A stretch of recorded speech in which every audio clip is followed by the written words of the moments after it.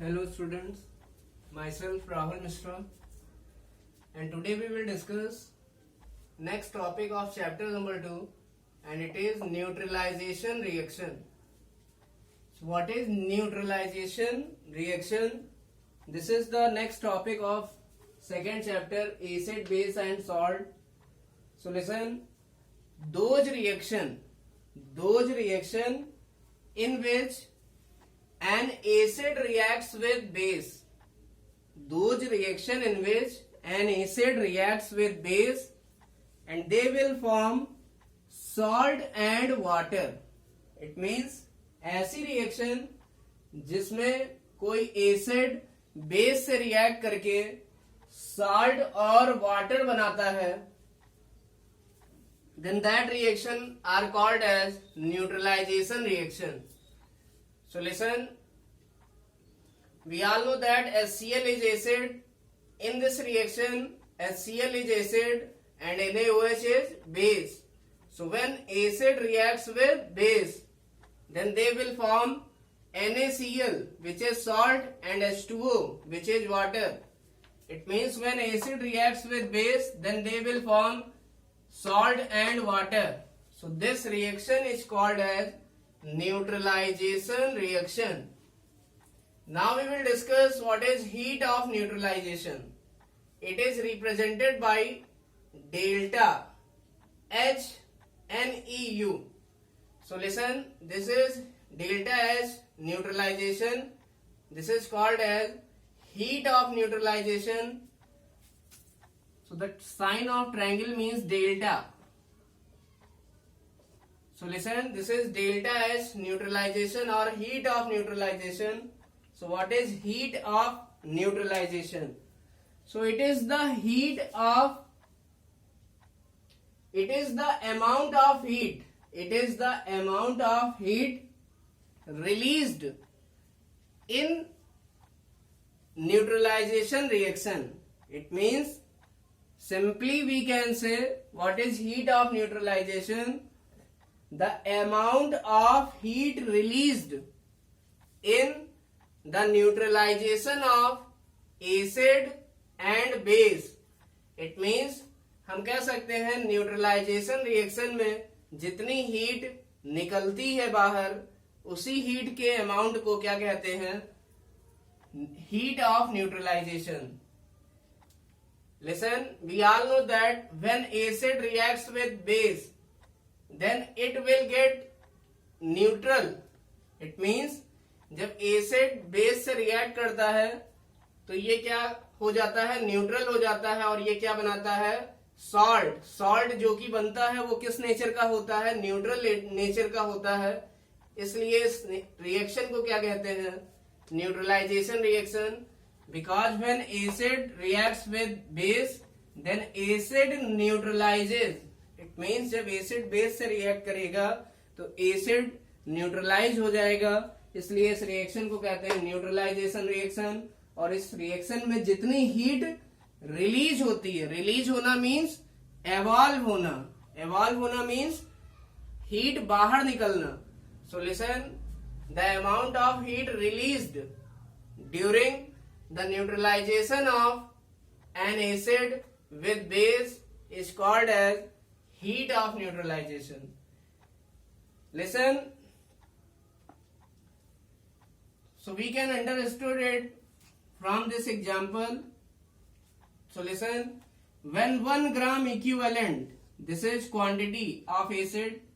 So when 1 gram equivalent of an acid reacts with 1 gram equivalent of a base, it means जब 1 gram equivalent acid 1 gram equivalent base से react करता है, then it will form salt and water. So listen, in this reaction the amount of heat is released. इस reaction में जो heat होती है वो रिलीज होती है या बाहर निकलती है. इसी हीट के अमाउंट को क्या कहते हैं? हीट ऑफ न्यूट्रलाइजेशन या delta H neutralisation. It means ये जो डेल्टा एच न्यूट्रलाइजेशन है ये है क्या? What is this? This is heat of neutralisation. So listen, it is minus 13.7 kilocalorie for this reaction. It means for first example, the value of heat of neutralization, it is minus 13.7 kilocalorie. So listen, this negative sign indicate only heat is released. It means ये negative sign केवल ये represent करता है कि heat क्या हो रही है, रिलीज हो रही है या बाहर निकल रही है. इट मीन्स लिसन, कितने अमाउंट में हीट रिलीज हुई है वो आप बताएंगे 13.7 किलो कैलोरी.